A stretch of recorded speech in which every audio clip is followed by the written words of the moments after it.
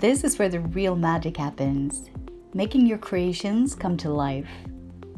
Knowing how the techniques work and how you can use them to your advantage is key to your success. Most designers don't make the actual jewelry themselves, but the important thing is to have a general understanding of how they're done. In these lessons, you'll learn about the main jewelry making techniques used in the industry today, together with useful tips to help you turn your designs into beautiful jewels in a smooth and successful way. Wax carving.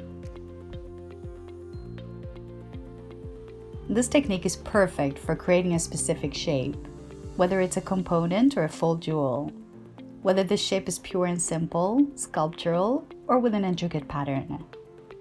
It's a deliciously crafty way to shape your pieces by hand and cure them to perfection. Some designers do the waxes themselves, while others rely on skilled wax carvers to do the job. Waxes are made slightly larger than the shape you want to achieve in the metal, since they tend to shrink going through the jewelry making process. Traditional wax carving is made by hand with non-brittle wax, made especially for this purpose, together with a variety of different tools. Waxes come in a range of shapes: blocks, sheets, rods, and tubes, and are selected based on the type of jewel or component you want to make. For example, the round tubes with a hole in the center are good for making band rings, and the tubes with a flat top are great for signet rings. Once you're happy with the shape, the next step is to make a mold or cast the wax.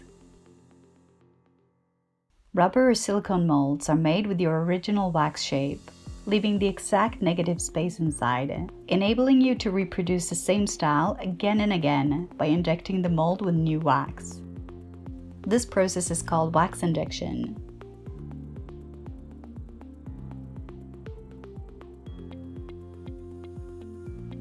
Once the desired amount of wax injections are made, they're assembled together in something called a wax tree.